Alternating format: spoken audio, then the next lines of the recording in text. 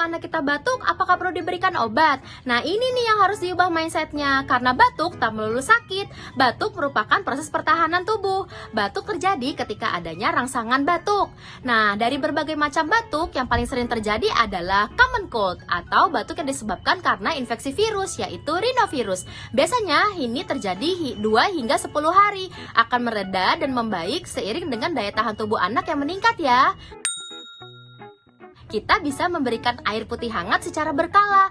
Gunakan humidifier untuk menjaga kelembaban udara dan berikan minyak esensial oil ya. Oh iya, bila anak kita batuk disertai dengan sesak nafas, segera bawa ke dokter ya. Untuk lebih lengkapnya, ayo cek artikel kita di bawah ini.